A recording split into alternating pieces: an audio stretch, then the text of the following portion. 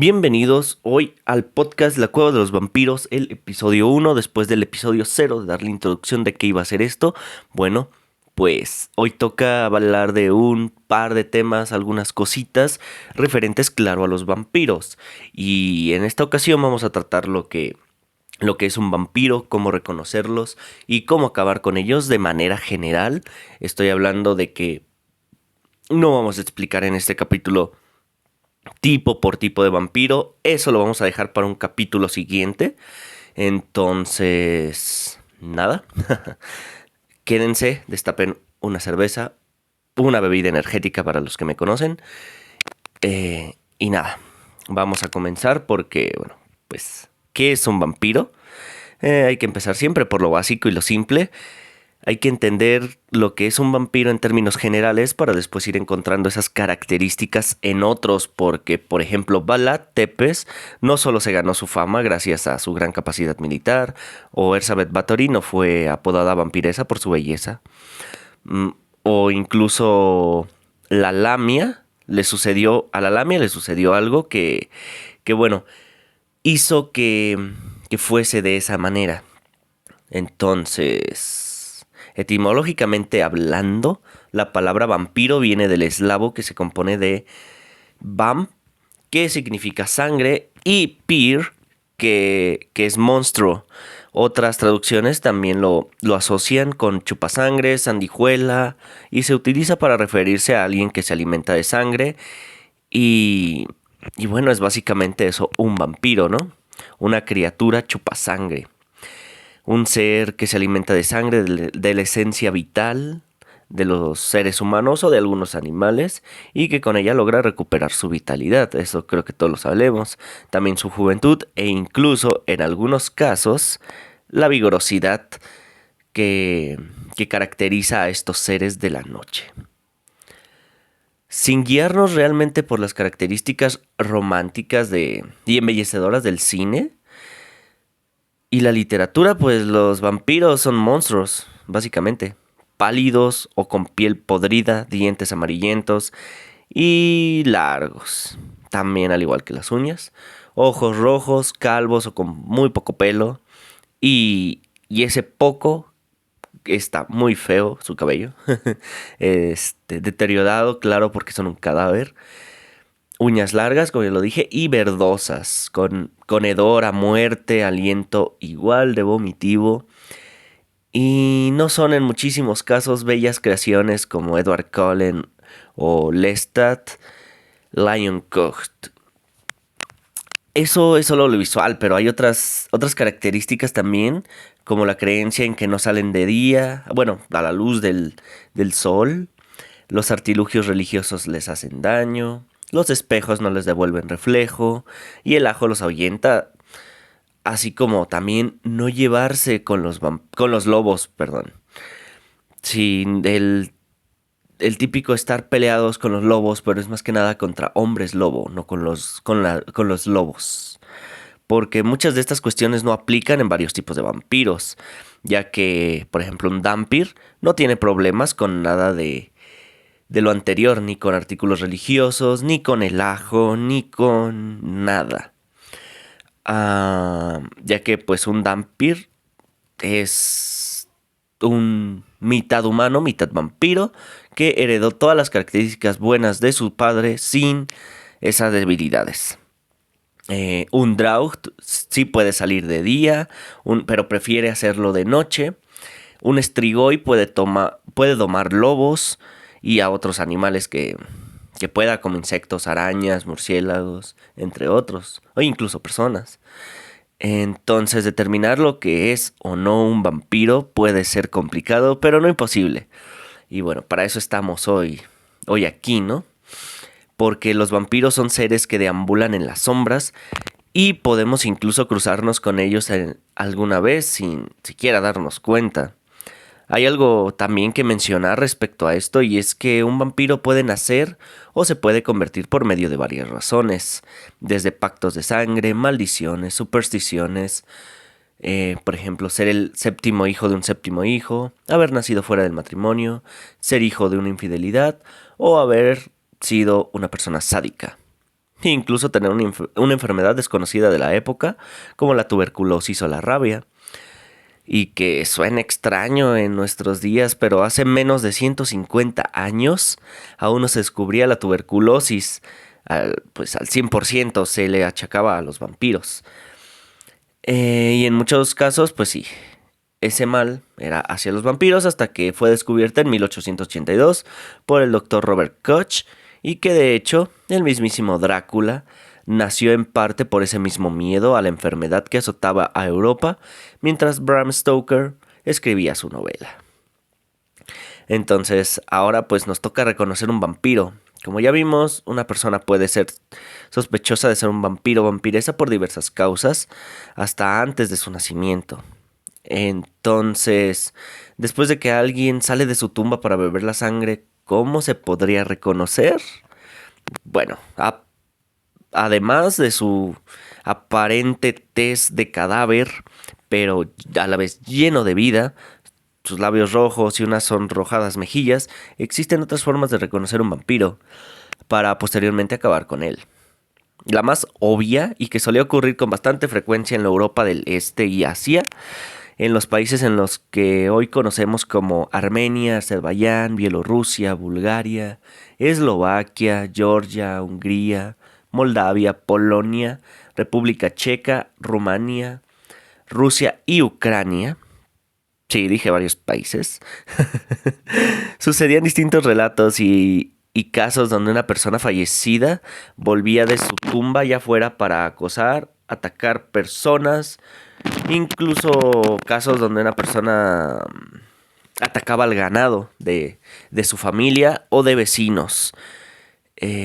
También ayudar a familiares. Había relatos donde algunos muertos volvían de la tumba para ayudar a familiares que se quedaban solos después de su muerte.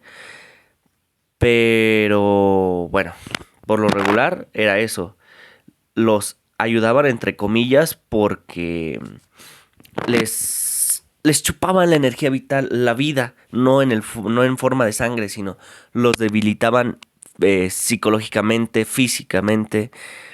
Era muy, muy, muy peligroso para estas personas vivas que un familiar regresara de la muerte. Entonces, pues se debilitaban y eso les llegaba a incluso estar al borde también de la muerte, porque sin energía, sin ganas de vivir, pues se iban cayendo en enfermedades que llegaban hasta la muerte. Si no se exterminaba al vampiro, pues a los que tenían como víctima en este caso eran por lo regular a un moroi o un strigoi. Era el tipo de vampiro, dependiendo de la zona geográfica donde te ubiques, era el tipo de vampiro que acechaba a estas personas vivas, a estos familiares o vecinos. Y estoy hablando principalmente de Rumanía, la tierra, claro, de los vampiros, pero que también acechaban las zonas de Bulgaria, Moldavia, Hungría, Eslovaquia, Rusia y Ucrania.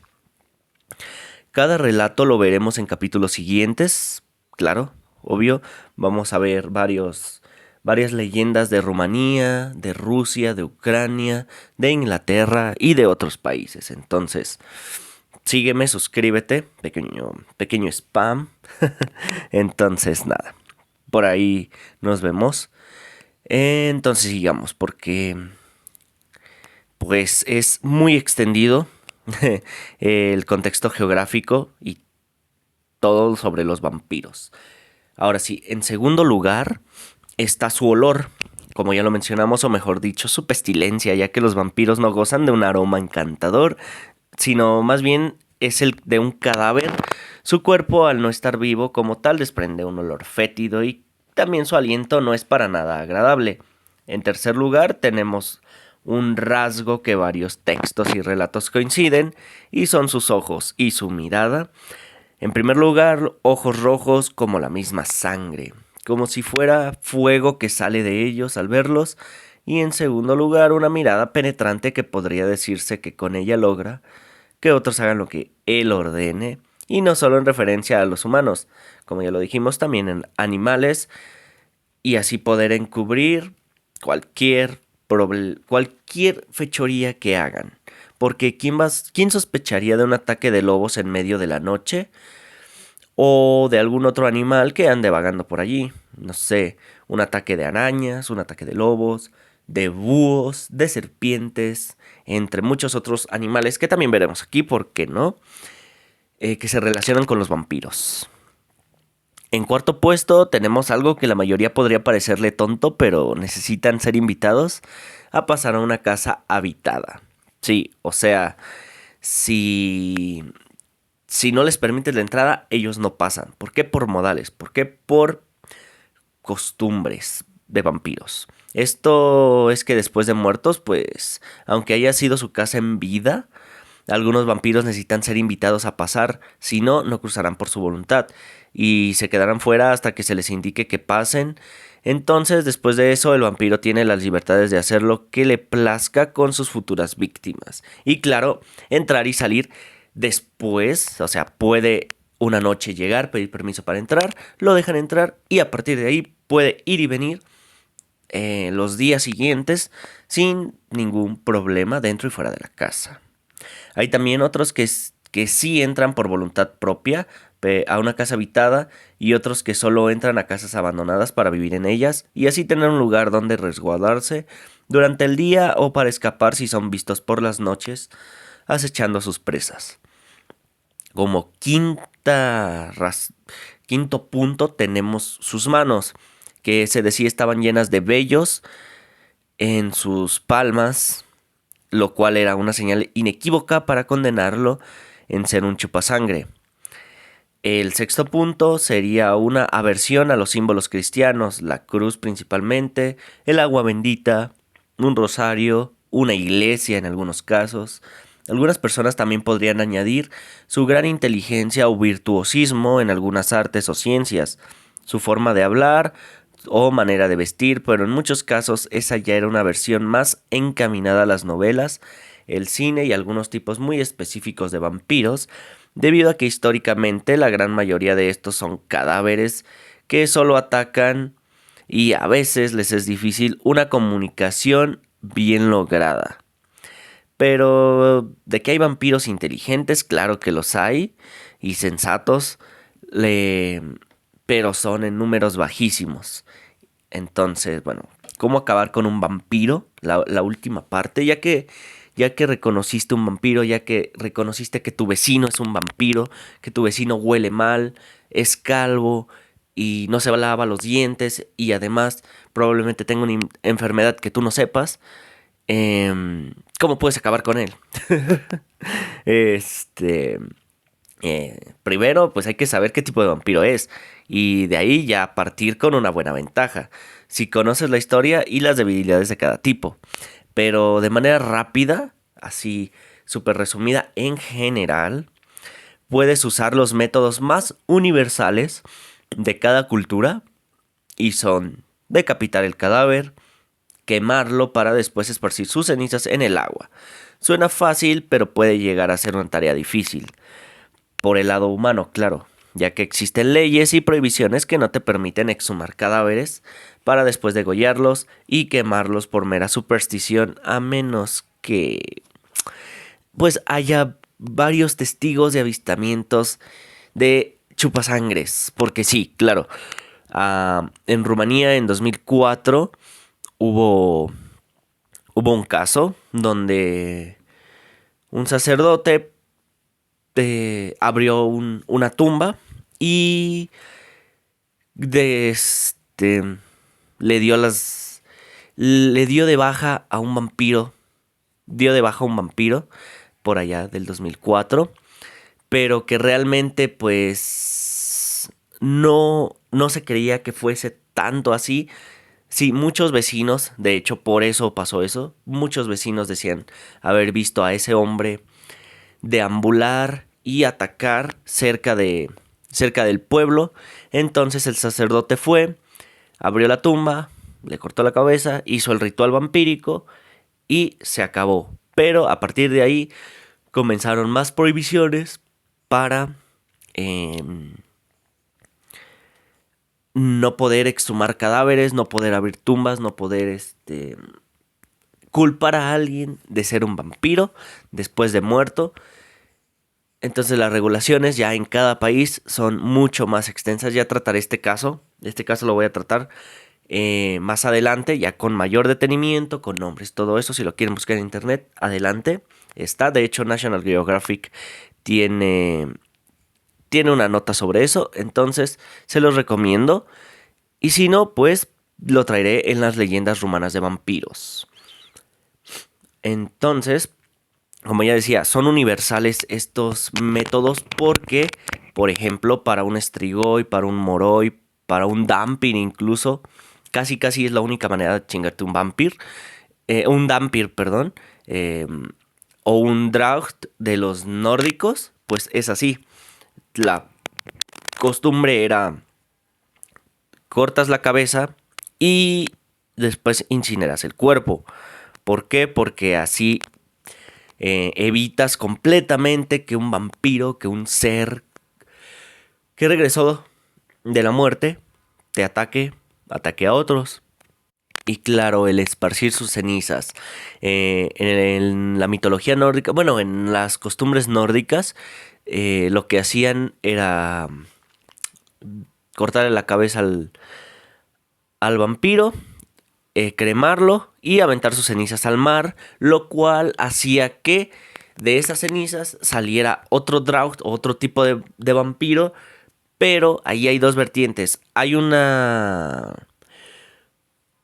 Hay quienes mencionan que los Draught del mar son personas ahogadas, que tiene más sentido, claro, que murieron ahogadas ahí en el mar y por eso vuelven de la muerte para acechar a los que vayan en navíos. Y otro pequeño grupo que dicen que esas cenizas de los Draughts de tierra, al ser aventadas al mar, pues podían volver, pero pues no, era para esparcir las cenizas y que jamás volviera ese Draught a la tierra a molestar a los vivos. Que más que nada los Draughts pues volvían porque extrañaban, amaban, querían las cosas que tenían en vida, sus riquezas, sus tesoros, su poder. Entonces pues regresaban para cuidar celosamente de ellos. Pero ya igual hablaremos de los Draughts específicamente en un capítulo. Pero es universal, o sea, en todos lados. Una estaca, le cortas la cabeza y lo incineras. Y ya. Esparce sus cenizas y se acabó. Acabas con un vampiro de manera universal, de manera fácil, rápida, en teoría, ¿vale? En el papel, porque ya después veremos, ¿no? No sé. Los quisiera ver, me quisiera ver incluso a mí mismo, si existiesen los vampiros, como tal, que no dudo que no existan. Entonces, estar frente a un vampiro a punto de cortarle la cabeza, claro, tiene que ser de día, porque si lo haces de noche, ¿cómo vas a matar a un vampiro de noche? Es muy difícil. Entonces, si es de día, sacas el ataúd y ¡pam! Le das, lo bajas y ya. Se acabó todo el tema de hay un vampiro en el pueblo, en la ciudad, en donde sea, en el barrio. Y ya, te evitas todo ese problema. Y pues nada, hasta aquí el video de hoy. Bueno, podcast de hoy porque fue el primero, sí, breve, algo breve, pero pues vamos encaminándonos, ¿no? Vamos encaminándonos. Próximo capítulo vamos a ver a Lilith, ¿vale? Vamos a hablar de Lilith, la primer vampiresa o el primer tipo de vampiro que llegó a este mundo. Ya lo veremos con mayor detenimiento, pero sí, el primer vampiro, la madre de todos los vampiros, la primera vampiresa, Lilith. Y claro, los sumerios. Lilith y los sumerios porque de allí viene todo, de hace como unos 5000 años. Bueno, pues sí, 5000 años. Estamos en el 2000 y tantos después de Cristo. Estoy hablando de Lilith como unos 2800, 3000 años antes de Cristo. Entonces, pues sí, hay tela, hay historia. Lilith no solamente aparece con los sumerios, aparece también con los judíos, con los cristianos y etcétera, etcétera, etcétera. Vamos a hablar largo y tendido de Lilith de hoy en 8. De este domingo en 8 hablaremos largo y tendido de Lilith. Así que nos vemos por ahí. Hasta la próxima, chicos. Y buenas noches. Cuídense los vampiros. Cuelguen sus ajos en las puertas, en las ventanas. No olviden su agua bendita, su estaca y su crucifijo. Crucifijo. No lo sé. Buenas noches. Sígueme, suscríbete. Comparte este contenido si te gustó y si quieres que alguien más eh, le guste, le interese el mundo de los vampiros. Buenas noches.